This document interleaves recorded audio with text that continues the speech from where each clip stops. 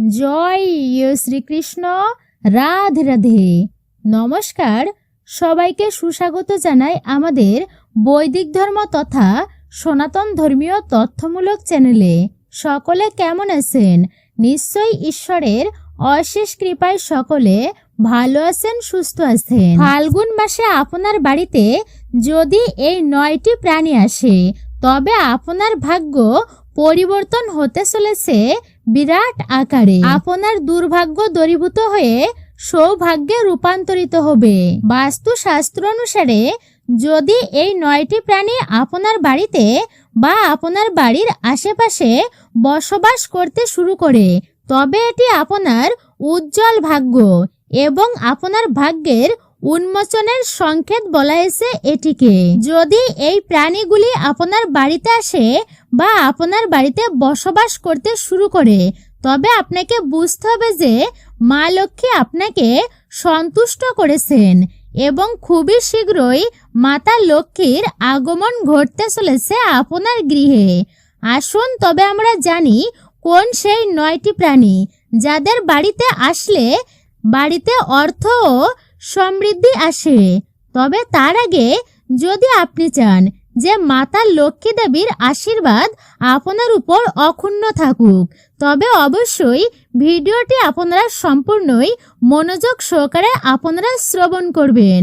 আজকের ভিডিওটি অত্যন্তই গুরুত্বপূর্ণ হতে চলেছে আমাদের বৈদিক ধর্ম চ্যানেলে আপনাদের জন্য। নমস্কার, সকলকে সুস্বাগত জানাই বৈদিক ধর্ম তথা সনাতন ধর্মীয় তথ্যমূলক চ্যানেলে। আপনারা কিছুক্ষণ সময় ধৈর্য ধরে আজকে আসুন সকলে মিলে আজকের এই গুরুত্বপূর্ণ ভিডিওটি আমরা সম্পূর্ণই শ্রবণ করি এই 9টি প্রাণী সম্পর্কে যা এই ফাল্গুন মাসে যদি আপনার গৃহে আসে তাহলে সুখ শান্তি ও সমৃদ্ধি এমনকি ধনবান পর্যন্ত আপনি হয়ে যেতে পারেন।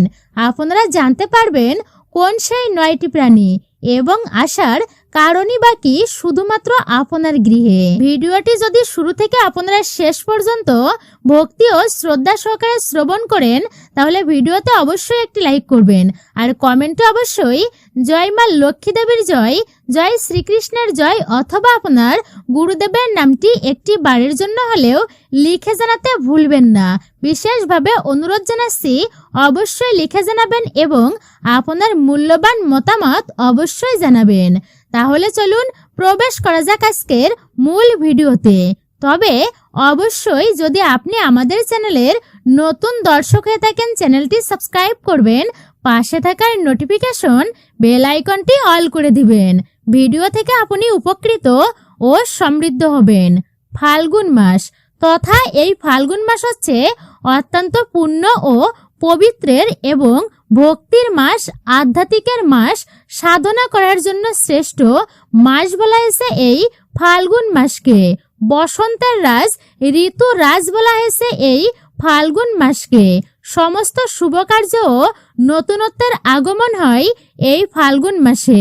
শুভ কার্যের সূচনা করা যায় বিশেষ করে এই ফাল্গুন মাসে। আর এই ফাল্গুন মাস হচ্ছে বিশেষ করে ভগবান শ্রীকৃষ্ণের, রাধারানীর, মা লক্ষ্মী দেবীর এবং মহাদেবের মাস হচ্ছে এটি।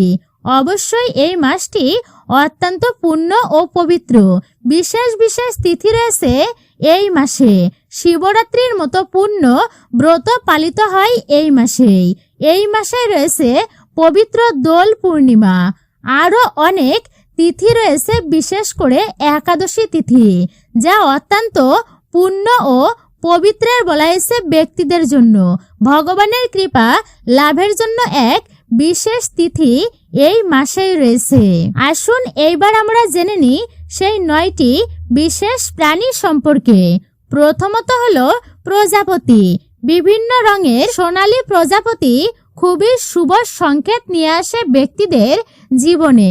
যদি সোনালী এবং বিভিন্ন রঙের প্রজাপতি আপনার বাড়িতে আসে এবং আপনি বারবার তা দেখে থাকেন তাহলে বুঝতে পারছেন যে প্রজাপতির রংবিহীন তারা ঠিক তেমনি আপনার জীবনে আনন্দ ও সুখের রং ছড়িয়ে দেবে এই প্রজাপতি। আপনাদের জীবনে সুখ ও সমৃদ্ধি বহন করে নিয়ে আসবে রঙিন প্রজাপতি। এরপর দ্বিতীয় যে প্রাণীটির কথা আপনারা জানবেন আর তা হচ্ছে উল্লু। যদি আপনার বাড়ি বা বাড়ির ছাদের উপর উল্লু বসে থাকে তাহলে এটিকে খুবই শুভ সংকেত মনে করা হয়। মাতা লক্ষ্মীর সবচেয়ে প্রিয় পাখি হচ্ছে উল্লু। উল্লুর বাড়িতে আগমনের অর্থ অর্থের বৃদ্ধির সংকেত বলা হয়েছে এটিকে। তৃতীয় যে প্রাণীটির কথা আর তা হচ্ছে সুসুন্দর। সুসুন্দর অর্থাৎ সুসো বলা হয়েছে যাকে। সুসুন্দর সাধারণত রাতে বের হয়, তবে কখনো কখনো এটি আপনারা দিনের বেলায় দেখতে পারেন।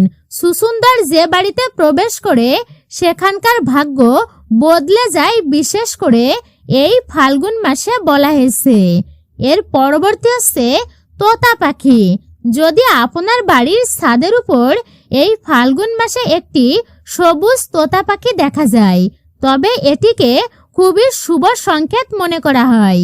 এই প্রাণীগুলি কিন্তু যার তার বাড়িতে প্রবেশ করে না সহজেই। যাদের ভাগ্যের উন্নতি বিরাট আকারে হতে চলেছে তাদের গৃহেই কিন্তু এই দৈব প্রাণীদের আগমন ঘটে। তবে আপনি বুঝে নেবেন আপনি সৌভাগ্যশালী একজন ব্যক্তি।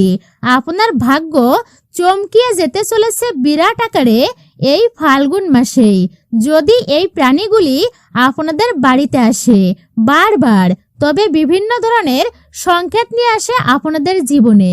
পঞ্চম যে প্রাণীটির কথা আপনারা জানবেন আর তা হচ্ছে টিকটিকি। টিকটিকি মাতা লক্ষ্মীর প্রতীক হিসাবেই মনে করা হয়। টিকটিকি বাড়িতে সুখ ও সম্পদ সমৃদ্ধি বৃদ্ধি করে বলেই বিশ্বাস করা হয়। বাড়িতে এক জায়গায় 3টি টিকটিকি দেখা খুবই ভাগ্যেরই ব্যাপার। এর অর্থ আপনি ভালো খবর পেতে চলেছেন, সুখবর প্রাপ্ত করতে যাচ্ছেন। নতুন বাড়িতে ঢোকার সময় টিকটিকি দেখতে পেলে তা খুবই শুভ বলেই মনে করা হয়। ষষ্ঠ নাম্বার আপনারা যে প্রাণীটির কথা জানবেন আর তা হচ্ছে পিঁপড়া। পিঁপড়া খুবই শুভ সংকেত নিয়ে আসে ব্যক্তিদের বাড়িতে। যদি আপনাদের বাড়িতে এই ফাল্গুন মাসে পূর্ব দিক থেকে কোনো পিঁপড়া খাদ্য নিয়ে আসছে তাহলে এটি বেশি শুভ চিহ্ন মনে রাখবেন। মুখে করে যদি কোনো পিঁপড়া খাবার নিয়ে আসে তবে তা হবে কালো পিঁপড়া। আর এই পিঁপড়াগুলি যদি আপনার বাড়ির দেওয়াল বেয়ে উপরে উঠে যায় তবে অত্যন্তই শুভ বলা হয়েছে এটিকে। এবং গোল গোল করে যদি ঘুরতে থাকে তবে আপনি চিনি বা মিষ্টি জাতীয় কোনো খাবার খেতে দিন। এর পরবর্তী হচ্ছে ইঁদুর। ইঁদুর বাড়িতে দুঃখ ও দারিদ্রতা নিয়ে আসে, তাই আপনাকে ইঁদুর বাড়িতে থাকতে কখনো দেবেন না আপনারা। অবশ্যই এই বিষয়টি খেয়াল রাখবেন। এর পরবর্তী হচ্ছে নীলকণ্ঠ পাখি। নীলকণ্ঠ পাখিকে মা লক্ষ্মীর প্রিয় পাখি মনে করা হয়, তাই নীলকণ্ঠ পাখি যদি আপনার বাড়িতে আসে তাহলে বুঝবেন আপনার ঘরে উন্নতি হতে চলেছে। এর পরবর্তী হচ্ছে এই ফাল্গুন মাসে গোমাতার আগমন। যদি আপনার বাড়িতে প্রতিদিন গোমাতা আসেন বা আপনাকে খাবারের জন্য আপনার কাছে দাবি করেন, অর্থাৎ আপনার আশপাশে খাবারের জন্য যদি ঘোরাঘুরি করে তাহলে এটি খুবই শুভ সংকেত। যদি আপনার বাড়িতে পশু পাখিরা বাসা তৈরি করতে শুরু করে তাহলে এটি আরও একটি সুখকর সংকেত। এছাড়া যদি পাখিদের ডাকাডাকি বাড়ছে তাহলে এটিও জীবন পরিবর্তন আসবে। অবশ্যই জীবনে বিভিন্নভাবে পরিবর্তন হতে চলেছে আপনার। এবার আমি আপনাদেরকে বলবো যে কোন 9টি কারণে আপনার বাড়িতে বিশেষ করে দুঃখ দুর্দশা ও দারিদ্রতা আসে। আপনারা সেই বিষয়ে এইবার জানতে পারবেন। নাম্বার 1, আপনাকে কখনো রান্নাঘরে অপরিষ্কার পাত্র খুব দেরি পর্যন্ত রাখা উচিত নয়। খাবার খাওয়ার পরই এই পাত্রগুলি পরিষ্কার করে তাদের জায়গায় আপনারা রেখে দিবেন। অনেকের অভ্যাস হয় রাতে খাবার খাওয়ার পর পাত্রগুলো পরিষ্কার না করে সকাল পর্যন্ত রেখে দেওয়া, কিন্তু এই অভ্যাসগুলি আপনার ঘরে নেতিবাচক শক্তির সৃষ্টি করে। তাই আপনারা রান্নাঘরে এমন বাসনপত্র ফেলে রাখবেন না। এতে রাহু কেতুর অশুভ প্রভাব আপনার ঘরে পড়ে। খাবার খাওয়ার পর পাত্রগুলো পরিষ্কার করে আপনারা তৎক্ষণাৎ রান্নাঘরে রাখুন এবং তারপর রান্নাঘর বা বাথরুমে হাত ধোবেন। পাত্রে হাত ধোবেন না আপনারা। আপনার আর্থিক অবস্থা এতে দুর্বল হতে শুরু করে।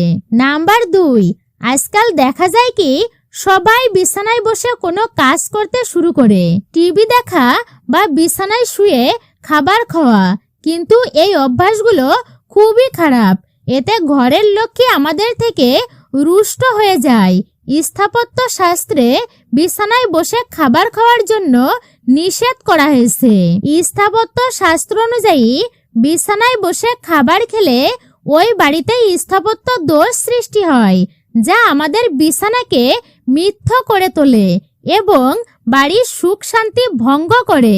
অনেক সময় আলস্যর কারণে বা অভ্যাসবশত অনেকেই রান্নাঘর পরিষ্কারের পরিবর্তে খাবার বানিয়ে গাদাগাদি রান্নাঘরে রেখে চলে যান সেইভাবেই, যা রান্নাঘর থেকে দুর্গতি পুরো বাড়িতেই ছড়িয়ে দেয় এবং এমন বাড়িতে কখনো অর্থের বৃদ্ধি হয় না। কিন্তু শাস্ত্র ও পুরাণ শাস্ত্রে ঘুমানোর জন্য সময় নির্ধারিত আছে।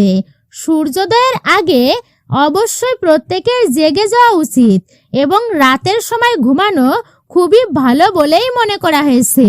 কিন্তু কিছু মানুষ আলস্যর কারণে সূর্যোদয় এবং সূর্যাস্তের সময় ঘুমাতেই থাকেন, যা খুবই অশুভ। মনে করা হয় যে এর ফলে মা লক্ষ্মী সেই বাড়ির উপর রুষ্ট হয়েই চলে যান। গোধূলি বেলা পূজা পাঠের জন্য উৎকৃষ্ট সময় হিসাবেই বিবেচিত হয়। এই সময় ঘুমানো বা শুয়ে থাকা অশুভ মনে করা হয়। বিছানায় গন্ধি বা সেরা চাদর বিছানো উচিত নয়। এর ফলে নেতিবাচক শক্তির প্রভাব আপনার ভাগ্যে পড়ে। সকালে ওঠার সাথে সাথে বিছানা পরিষ্কার করে এবং চাদরকে সঠিকভাবে বিছিয়ে ফেলুন। অনেক দিন একই চাদর বিছানায় না বিছানোই উচিত। এর পরবর্তী প্রতিদিন পূজা করার পর পূজার ঘর কিংবা মন্দিরের পরিষ্কার পরিচ্ছন্নতা অপরিহার্য এবং এই বিষয়টি মাথায় রাখতে হবে যে পূজার ঘর কখনো পরিষ্কার হয়নি এমনটা হওয়া উচিতই নয়। এর ফলে আপনার ঘরে উন্নতি থাকবে না এবং মা লক্ষ্মীর দেখা আপনার উপর সদা সুখ শান্তি ও কৃপা বর্ষিত হবে। মা লক্ষ্মী দেবীর কৃপায় আপনি যদি প্রতিদিন পূজা নাও করেন, তাও পূজার ঘরে ধুলোবালি মাটির স্তর আপনি কখনোই জমতে দেবেন না। এর ফলে ঘরে দুর্গতির সৃষ্টি হয় এবং মানসিক অশান্তি তৈরি হয়। ঘরে সুখ শান্তি সমৃদ্ধি থাকে না, তা কমতে থাকে ধীরে ধীরে। এছাড়া হিন্দু ধর্মে পূজা এবং উপবাসের গুরুত্ব রয়েছে বিশেষ। কিন্তু আপনি যদি পূজা ও উপবাস না করেন, তবে এর ফলে কিন্তু ভগবান কখনোই আপনার উপর প্রসন্ন হবেন না। মা লক্ষ্মীকে এই বিষয়টি অবশ্যই বিরক্ত করে, যার ফলে আপনার ঘরে অর্থনৈতিক সংকট হতে পারে, আর্থিক দুরবস্থা আপনার ঘরে আসতে পারে।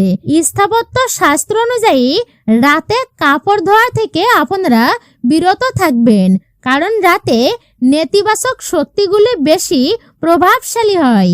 এই জন্য রাতে কাপড় ধোয়া ঘরে রোগের সৃষ্টি করে। এছাড়াও অনেক মানুষ রাতের বেলাতেও ঝাড়ু দিতে দেখা যায়। স্থাপত্য তত্ত্ব অনুযায়ী সন্ধ্যার পর ঝাড়ু দেওয়াও কঠোরভাবে নিষিদ্ধ।